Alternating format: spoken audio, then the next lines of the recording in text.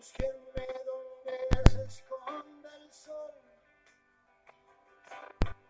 donde exista una canción. Búsquenme a orillas del mar, besando la espuma y la sal. Búsquenme, me encontrarán en el país de la libertad. Búsquenme, me encontrarán en el país de la libertad.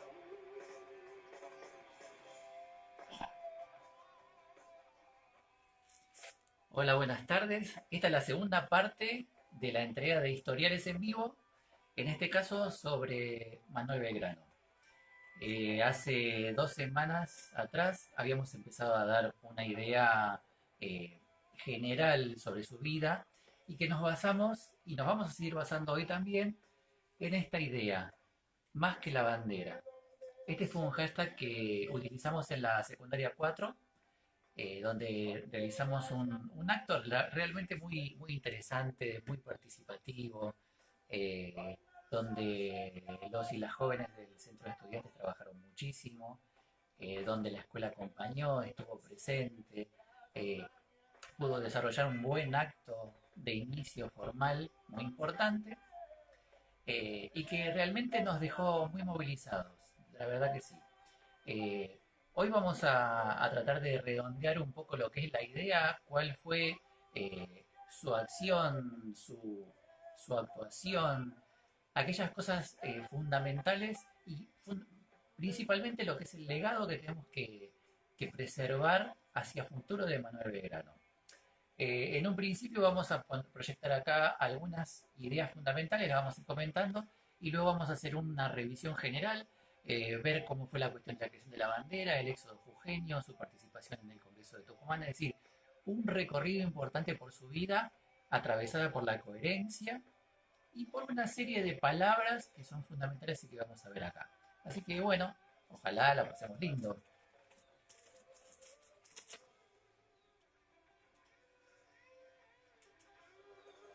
Esta canción de León Gieco en el País de la Libertad creo que nos hace acordar mucho a él y también nos quita de la bandera solamente.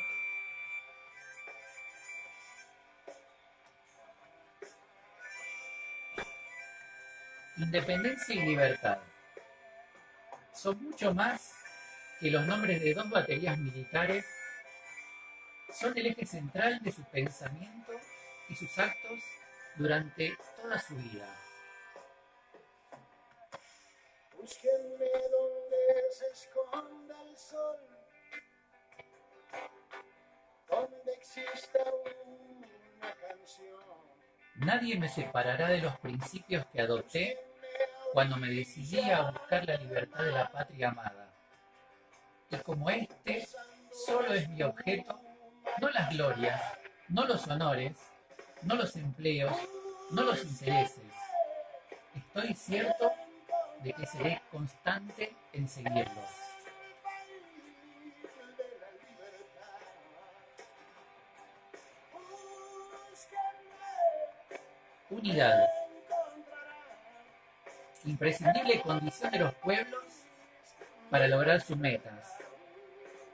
Observó que era el camino y la fuerza que conducía al éxito de la causa revolucionaria, la unidad.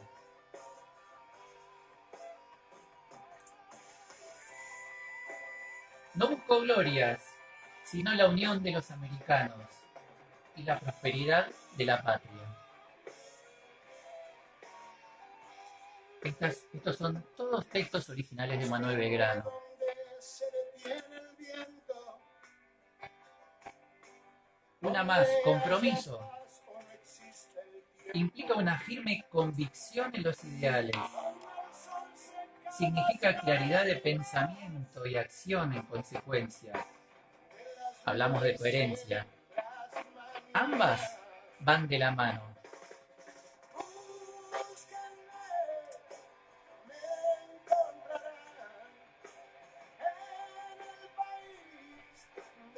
A quien procede con honradez, nada debe alterarle. He hecho cuanto he podido y jamás he faltado a mi palabra.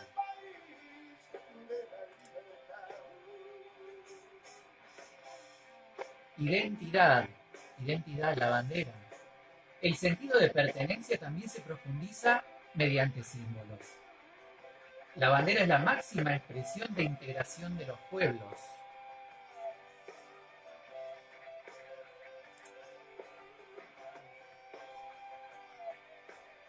Y sus palabras, mucho me falta para ser un verdadero padre de la patria. Me contentaría con ser un buen hijo de ella.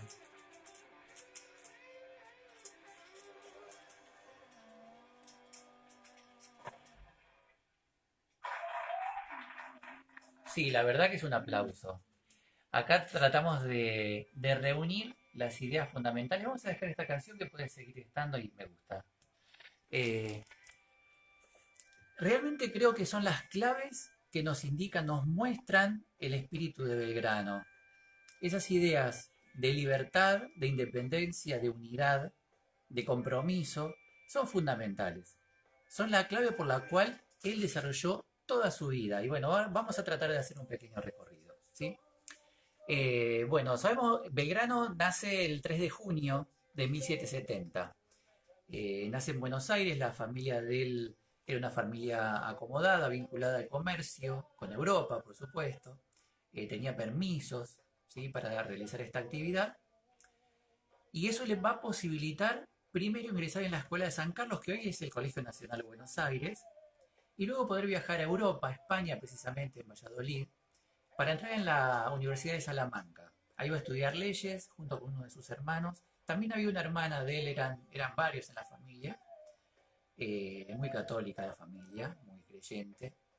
eh, y le va a dar esto quizás la pauta de lo que va a recorrerlo siempre. Piensen un poco, si nace en 1770, cuando viaja a Europa, estamos cerquita de 1790, 1789, Revolución Francesa. Para que tengan una idea, estuvimos buscándolo. París, desde la distancia de París a Valladolid, donde estaba él, son 1100 kilómetros por ruta hoy. ¿Sí? Nada, en ese momento con caminos en condiciones, no con, digamos, las complicaciones que teníamos en el Río de la Plata, la frecuencia de la comunicación y el intercambio era permanente. Por lo tanto, todo lo que estaba sucediendo en Francia, en París, le llegaba casi de primera mano.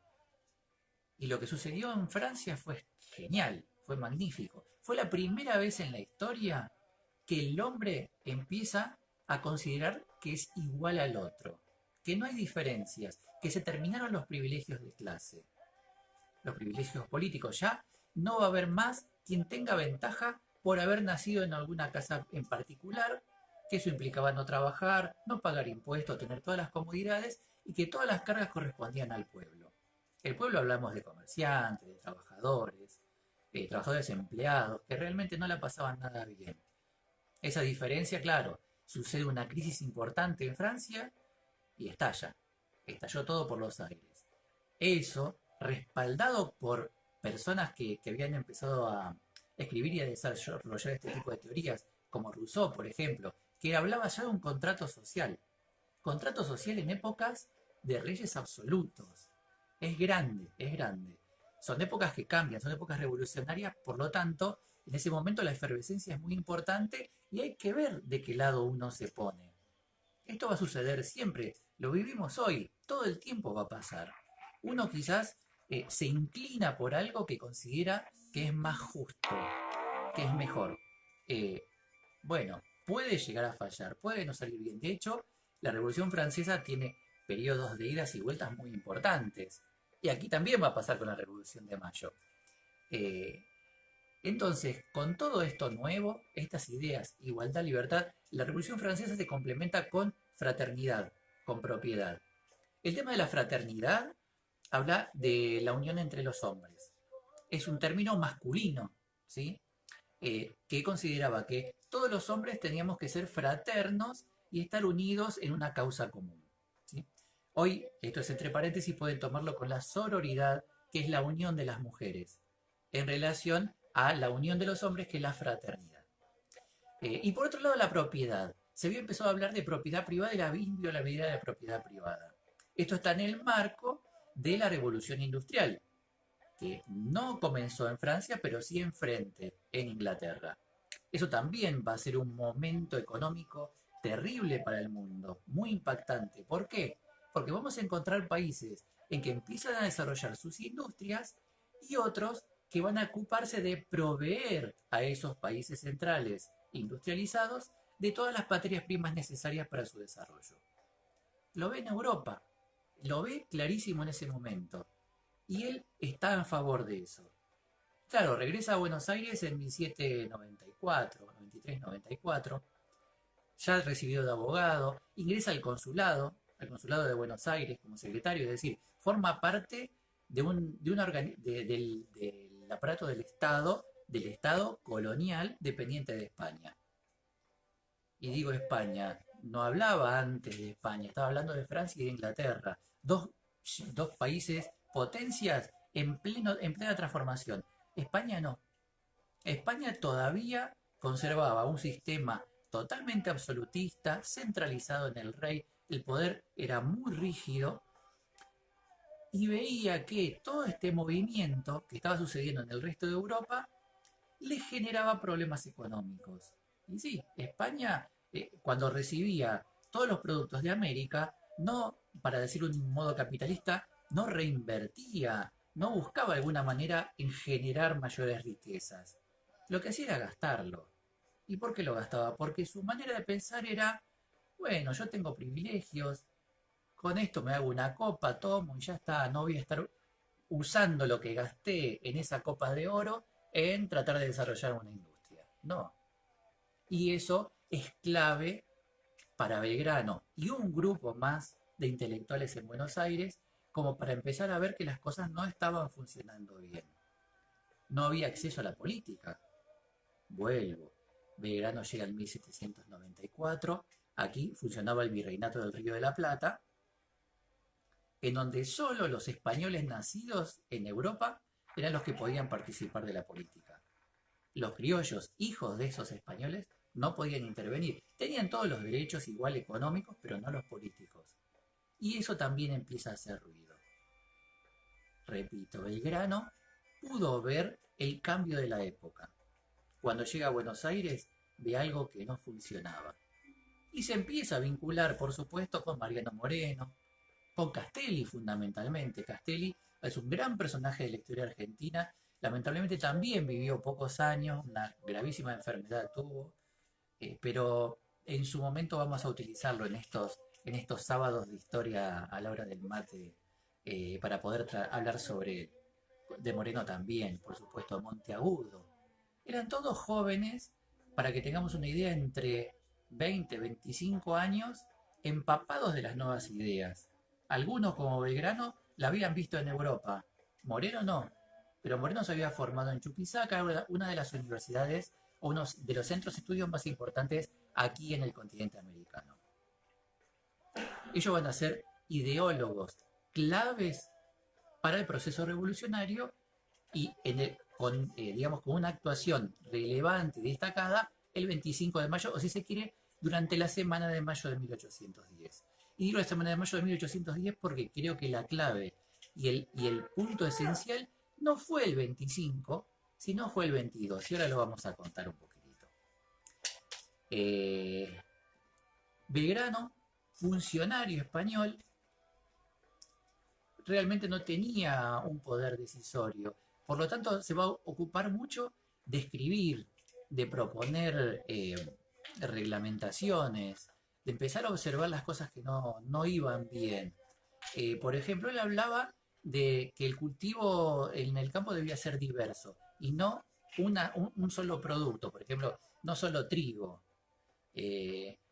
Hoy uno puede enseguida asociar y decimos, bueno, hoy se está sembrando soja.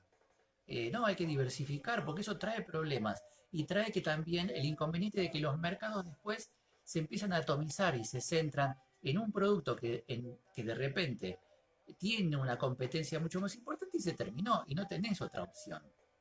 Belgrano lo veía hacia 1800. Él vio que esos pequeñísimos talleres todavía, porque no se puede hablar de una industria nacional, pero él había empezado a adelantarse en el tiempo y decir, bueno, estos talleres que luego se van a convertir en industrias van a tener que estar protegidas por el Estado. ¿Por qué? Porque no van a poder competir, no van a poder trabajar y lo que es peor, no van a poder tomar empleados, que es fundamental para que una sociedad se desarrolle, el empleo. Es así, si uno se basa solamente en vender productos de la tierra y comprar manufacturas afuera, sin uno vender, sin el agregado de la fuerza de trabajo local, no tiene ningún sentido. Y acá, y esto lo vamos a decir, es un tema que toca la política y toca el presente. Es decir, la historia no está traída así de los pelos ni es un cuentito para antes de ir a dormir. Esto estamos totalmente vinculados. Lo que pasa hoy tiene sus raíces antes y esto es un gran punto, esto de tratar de encontrar de dónde es que vienen las cosas o cierta explicación de lo que vivimos hoy en los antecedentes. ¿En qué pasó antes? Si no, realmente las clases de historia no tienen mucho valor. Bueno, al menos es mi pensar. Bien, estamos en 1810 casi.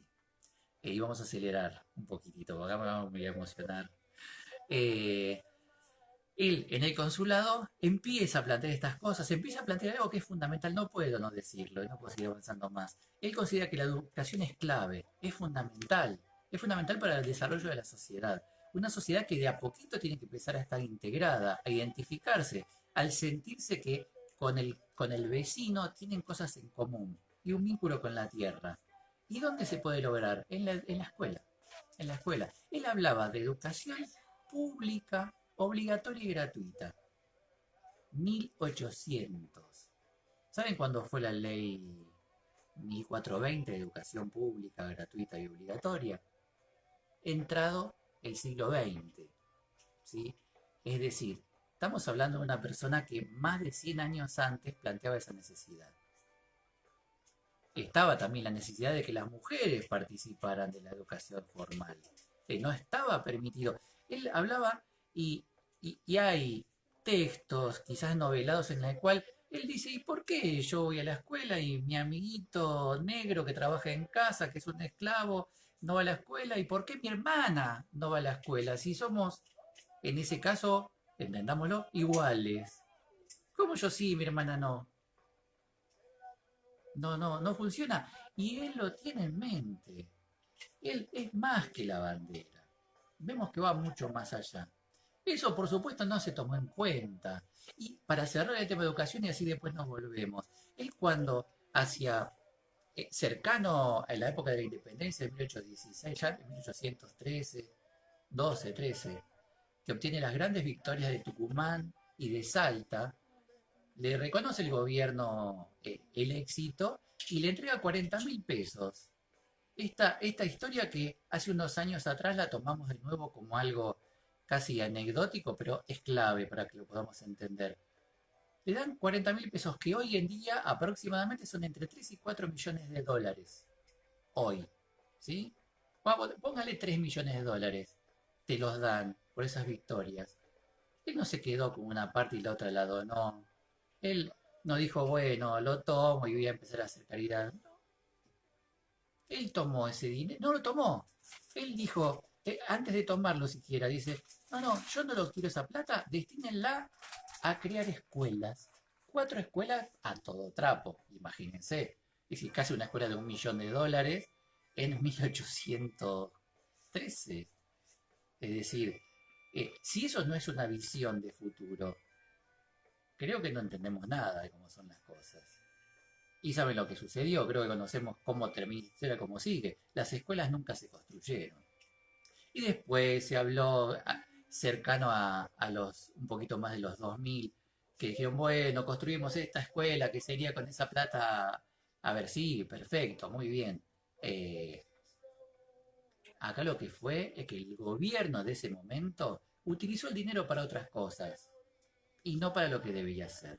y no para el compromiso que tomaron y para responder al gesto de los que, trillado, lo que quieran, un patriota. Porque eso es un patriota, ¿eh? Es así. Es decir, alguien que da lo que tiene y lo que no tiene, que le ofrecen, y bien ganado está, y lo cede. Lo cede para bien público. Eh, es muy interesante la vida de Belgrano. Es mucho más que la bandera. Pero vamos a hacer una referencia a la bandera, ya que estamos con el tema de la bandera. Me salió, se me cruzó la palabra bandera. Y ahora lo vamos Acá dice que te está escuchando a Brenda. comentar. Brenda, hola Brenda. Yo no te puedo ver ahí lo que escriben porque si no las letras saldrían al revés, ¿sí? Eh, pero bueno, después seguramente lo voy a ver y con un cariño grande. Eh, Dije la palabra bandera y digo, y está bien, es genial. Es uno de los grandes aportes de Belgrano. Si nos ponemos a pensar qué significa la bandera. Y la bandera significa identidad. Lo pasamos acá al principio. ¿Por qué identidad? Porque es aquello que nos va a identificar, nos va a sentir unidos, nos va a hacer fuertes y vamos a poder lograr enfrentar todos los desafíos que tengamos por delante. En el caso del izamiento de la bandera, es de una tropa para vencer al enemigo. A partir de una causa justa que es defender la revolución, defender la libertad, defender la independencia que se estaba gestando. Y creo que todos sabemos, y si no se los cuento ahora, cuando Belgrano iza la bandera y se entera a Buenos Aires que lo había hecho en la ciudad de Rosario, fue 1812, febrero, no importa la fecha exacta, importa el episodio, ¿sí? Cuando se entera Buenos Aires, gobernaba un triunvirato que gobernaba en nombre de todo el territorio, del ex virreinato del Río de la Plata, pone grito en el cielo y dice, bajá eso de ahí, ni se te ocurra volver a subir una bandera que no es la que te mandamos acá, que es la bandera española. Y Belgrano, bueno, se va a enterar mucho más tarde que le mandaron esa carta, pero a ver, ¿cómo lo podemos entender esto? Que un gobierno le dice, no hagas algo que nos identifique, que nos diferencie. Necesitamos una revolución en plena transformación en busca de la independencia. Buenos Aires estaba respondiendo a sus intereses, los intereses básicamente económicos. Uno puede comprender, son posturas perfectamente, pero acá se estaba tratando de buscar diferentes alternativas y tiene mucho que ver con lo que sucedía en Europa. Y volvemos, y está todo vinculado, está todo relacionado. ¿Saben lo que pasaba en Europa? Inglaterra y Francia se estaban peleando entre sí por el control económico, político, por a ver quién era el líder en el mundo. España, que no era nadie, estaba aliada de Inglaterra en contra de Francia. ¿Por qué? Porque quería restaurar su poder, restaurar las monarquías. Entonces en Buenos Aires dicen, no, a ver, ¿cómo ahora vamos a ponernos a enfrentar? Los ingleses no quieren que nosotros nos independicemos. ¿Por qué? Porque si no los españoles van a tener que mandar tropas al Río de la Plata y desvían ejército que tiene que estar combatiendo a Napoleón en Europa. O sea, Inglaterra no iba a reconocer a la revolución, menos a que un tipo se le ocurra subir una bandera diciendo que todos ahora estamos unidos atrás de estos colores y con estos ideales y seguimos adelante con la independencia. Algunos lo llaman diplomacia, otros lo llaman buscar su propio interés. Un interés que el resto del territorio no tenía. Y vamos a ir viendo de este momento esa diferencia entre Buenos Aires y el resto del país. Y lo vamos a ver durante toda la historia argentina. Y aquellos que estamos viviendo fuera de la ciudad de Buenos Aires o del centro metropolitano, nos damos cuenta de esto, que hay enormes diferencias y que hablamos de otras cosas, por más que somos el mismo país. Para pensarlo, ¿sí? Vamos a dejarlo ahí. Bien, Belgrano enarboló la bandera, más allá de detalles, vamos a decirlo, tratemos de no repetir en las escuelas primarias que vio el cielo y una nube y el sol, por favor. No es así, no son las cosas de esa manera. Es un romanticismo bello para un cuento, no para la historia, ¿sí? Podemos discutir si quieren ese detalle de café entre fanáticos de Belgrano y de la historia. No, que si tenía dos franjas, si tenía tres, es muy interesante. Es decir, al que le gusta, y a mí me han estado cargando porque yo tengo un aprecio enorme por Belgrano y me gusta todo ese tipo de cositas, pero no es lo importante. Lo importante es empezar a establecer cosas que nos identifiquen. Y ese fue el gesto fundamental que sucedió en Rosario. No hay problema. Eh, en un momento estuve hablando en realidad, que él formaba parte con un grupo de los máximos revolucionarios, aquellos jóvenes que llevaban adelante todos los ideales revolucionarios. Y que en Buenos Aires había grupos mucho más conservadores. Esto se entiende claramente en el hecho de que tanto a Moreno, que lo mandan a Inglaterra, y va a Jujuy para defender el lugar neurálgico donde estaba el mayor poder español, en soldados, en recursos, llega y se encuentra con casi 1.500 soldados, de los cuales 500 estaban enfermos, heridos, con hambre, sin nada, frío. Contaba casi con 1.000 soldados.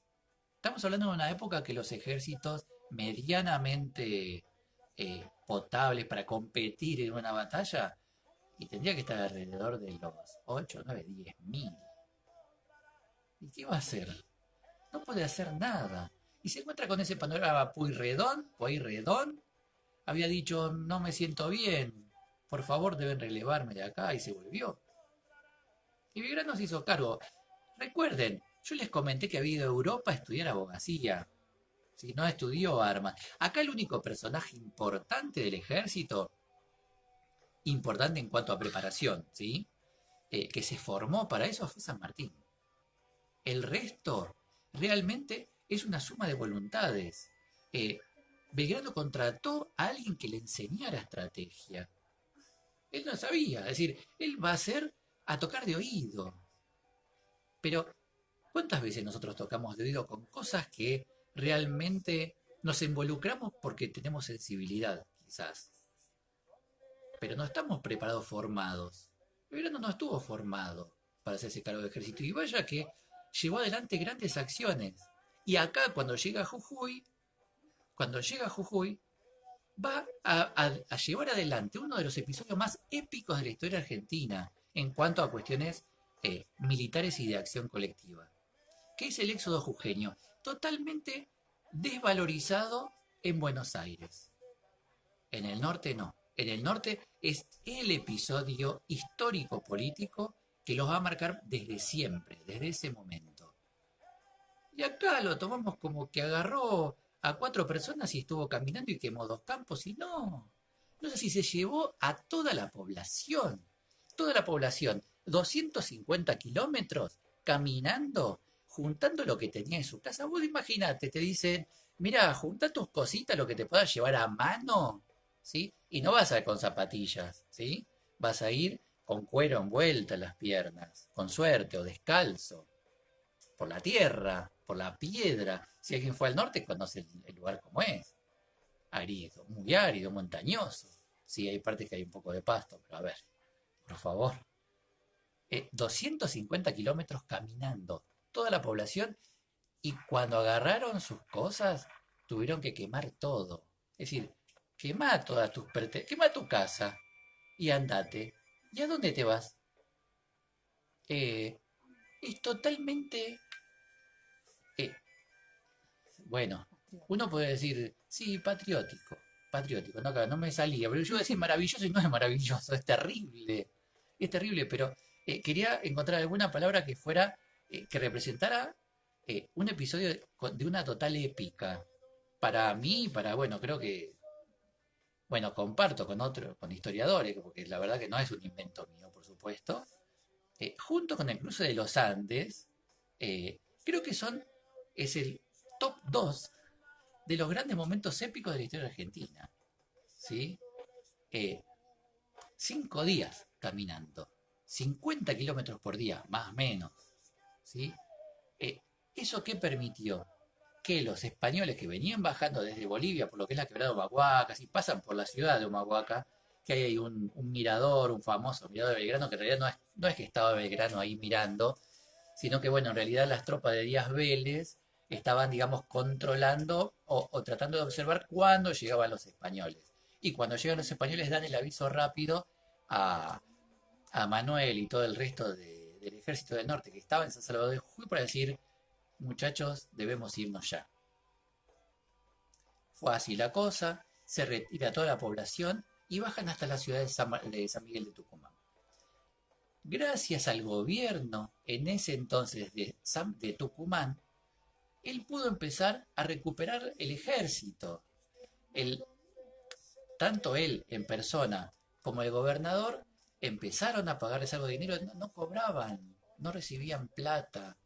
Y él lo que solía hacer, dentro de sus posibilidades, era repartir tierras. A ver, no tenía muchas otras cosas que hacer. Y por supuesto, les repito lo que hizo con los 40.000 pesos. Si los dona, a él no le importaba. Él vivía en su catre en la campaña y se terminó la historia. Se establecen en Tucumán, empiezan a rearmarse, obliga a la tropa a estudiar, porque no tiene ni la más mínima idea de nada. Entonces logra una enorme victoria cuando llega el ejército español. Claro, no se había podido abastecer en todos los kilómetros que había recorrido por todo lo que era la quebrada de Humahuaca, con la altura, con el frío a la noche. Es decir, terrible, los agarran en Tucumán y una victoria muy importante. Los siguen, no se quedan y logran una victoria mucho más resonante en la ciudad de Salta.